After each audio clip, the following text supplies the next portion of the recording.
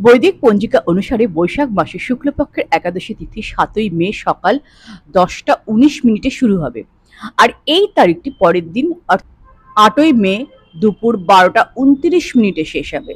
সনাতন ধর্মে উদয় তিথির বিশেষ গুরুত্ব রয়েছে।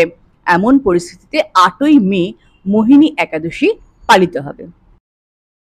ধর্মীয় বিশ্বাস অনুসারে ভগবান হরি ও দেবী লক্ষ্মীর পুজো ও মোহিনী একাদশীর দিনে উপবাস করলে জীবনে সমস্ত সুখ আসে। এছাড়াও সকল পাপ থেকে মুক্তি লাভ করা যায়। বিশ্বাস করা হয় যে মোহিনী একাদশীর দিন বিশেষ স্থানে প্রদীপ জ্বালালে দেবী লক্ষ্মী ঘরে আসেন।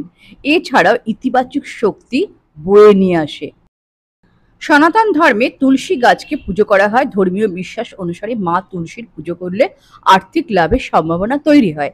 এমন পরিস্থিতিতে মোহিনী একাদশীর দিন তুলসী গাছের নিচে একটি খাঁটি ঘিয়ের প্রদীপ জ্বালালে ঘরে সুখ শান্তি আসে। এছাড়া সাধক জীবনে শুভ ফলাফল দেখতে পান।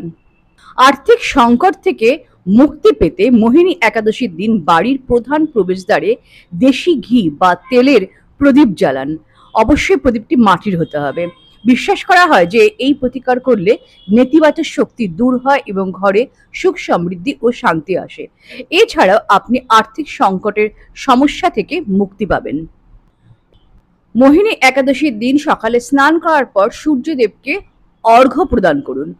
এরপর পবিত্র নদীতে প্রদীপ নিবেদন করুন। ধর্মীয় বিশ্বাস অনুসারে প্রদীপ দান করলে ভক্তরা শুভ ফল লাভ করেন এবং সকল প্রকার পাপ থেকে মুক্তি মেলে। বৈদিক পঞ্জিকা অনুসারে প্রতি মাসের কৃষ্ণপক্ষের একাদশী এবং শুক্লপক্ষের একাদশী তিথিতে উপবাস করা হয়ে থাকে। এছাড়া ভক্তরা যথাযথভাবে ভগবান বিষ্ণু ও লক্ষ্মী দেবীর পুজো করেন এবং বৈশাখ মাসে মোহিনী একাদশীর উপবাস পালন করা হয়ে থাকে।